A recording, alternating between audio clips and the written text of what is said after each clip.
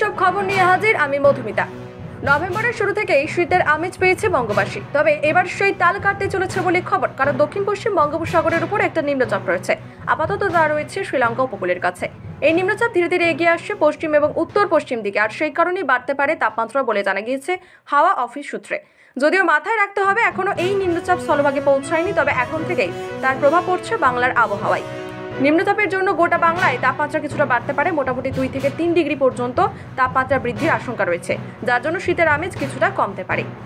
হাওয়া অফিস সূত্রের খবর, দিনে সর্বনিম্ন তাপমাত্রা বাড়তে পারে। এমনকি রাজ্যের জেলাগুলিতে রাতের দিকে তাপমাত্রা বৃদ্ধি পাওয়ার আশঙ্কা রয়েছে, যার ফলে শীত শীত ভাব কিছুটা হলেও উধাও হবে বলে মনে করছেন আবহাওয়া বিশেষজ্ঞরা। সোমবার কলকাতার সর্বোচ্চ তাপমাত্রা থাকতে পারে 29 ডিগ্রি, আর রাতের দিকে তাপমাত্রা নামতে পারে 19 ডিগ্রি পর্যন্ত। কিছুদিন ধরে শহরে কুয়াশার দাপট, ভোরের দিকে দৃশ্যমানতা কিছুটা কম, আর এই পরিস্থিতি আরও খারাপের দিকে যেতে পারে বলেই খবর। হাওয়া অফিসের মতে আজ থেকে ভোরের দিকে কুয়াশা বাড়বে, পাশাপাশি বুধবার পর্যন্ত ভোরের দিকে দৃশ্যমানতা থাকবে 200 মিটারের মতো, যার ফলে এই সময় দেখতে কিছুটা সমস্যা হতে পারে। নিম্নচাপের কথা শুনে অনেকে বৃষ্টির কথা ভাববেন, যদিও ভালো খবর হলো রাজ্যে আপাতত বৃষ্টির আশঙ্কা নেই। উত্তর থেকে দক্ষিণ কোথাওই বৃষ্টিপাত হবে না বলেই খবর, তবে কুয়াশা থাকবে রাজ্যের সর্বত্রই। আপাতত এই নিম্নচাপের জন্য ঠান্ডা কমবে, তবে সপ্তাহের শেষের দিকে ধীরে ধীরে তাপমাত্রা কমার সম্ভাবনা রয়েছে, যার হাত ধরে ফিরতে পারে ঠান্ডা।